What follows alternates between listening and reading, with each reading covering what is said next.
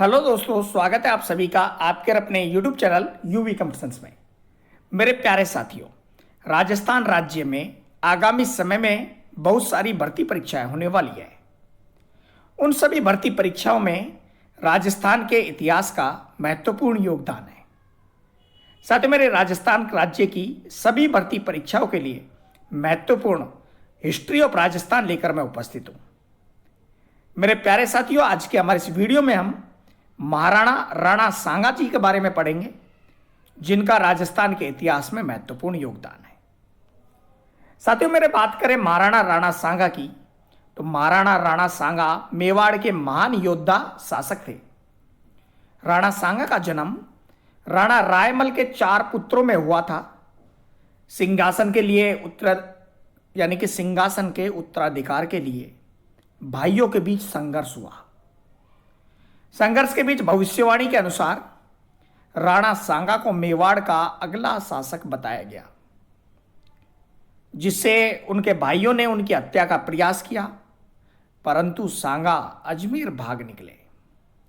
1509 ईस्वी में करमचंद सिंह परमार की सहायता से मेवाड़ के महाराणा बने महाराणा राणा सांगा। उसके बाद इनके शासनकाल की बात की जाए तो इनका शासनकाल 1509 ईस्वी से 1528 ईस्वी तक चला। राणा सांगा ने अपने 19 वर्षों के शासन में मेवाड़ को समृद्धि और शक्ति की ऊंचाइयों तक पहुंचाया। उन्होंने राजपूतों को संगठित किया और दिल्ली, गुजरात व मालवा जैसे शक्तिशाली सल्तनतों के विरुद्ध सफलतापूर्वक लड़ाई लड़ी। उनका शासनकाल 19 वर्ष तक चला और इन 19 वर्षों में मेवाड़ में जितनी समृद्धि हुई, जितनी शक्ति की ऊंचाइयों पर पहुंचा, उसके कहने ही क्या थे। महाराणा सांगा द्वारा 1527 ईस्वी में बाबर की सेना के साथ बयाना का युद्ध लड़ा गया, जिसमें महाराणा राणा सांगा ने बाबर की सेना को हराकर बयाना का किला जीता था। उसके बाद 16 मार्च 1527 ईस्वी में खानवा का युद्ध हुआ और यह युद्ध भी बाबर के साथ हुआ था और बाबर के साथ ये निर्णायक युद्ध हुआ। इसमें राणा सांगा वीरता से लड़े, परंतु घायल होने पर उन्हें युद्ध भूमि से पीछे हटना पड़ा। उनके मित्र अज्जा झाला ने उनका स्थान लिया और यह युद्ध लड़ा। मेरे प्यारे साथियों, उसके बाद 1519 ईस्वी में गणगौर का युद्ध मालवा व गुजरात की संयुक्त मुस्लिम सेनाओं के साथ लड़ा गया और जिसमें गुजरात व मालवा की संयुक्त मुस्लिम सेनाओं को हराकर चंदेरी और मालवा पर अधिकार किया। दिल्ली के सुल्तान इब्राहिम लोदी को 2 बार खतौली के युद्ध में महाराणा राणा सांगा द्वारा परास्त किया गया। 1520 ईस्वी के गुजरात अभियान में उन्होंने अहमदनगर और विसनगर तक विजय प्राप्त की थी। साथियों, मेरे महाराणा राणा सांगा की वीरता और व्यक्तित्व के चर्चे आज भी राजस्थान के इतिहास में देखने को मिलते हैं। राणा सांगा की वीरता एक ऐसी थी कि वो एक हाथ, एक आंख और एक टांग खोने के बावजूद भी लड़ते रहे।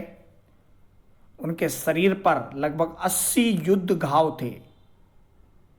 साथ ही मेरे महाराणा राणा सांगा के बारे में बाबर ने अपनी आत्मकथा में राणा सांगा को अत्यंत शक्तिशाली और सम्मानित शासक बताया था। इसके अलावा उत्तर भारत में हिंदू शक्ति का पुनरुत्थान भी महाराणा राणा सांगा द्वारा किया गया।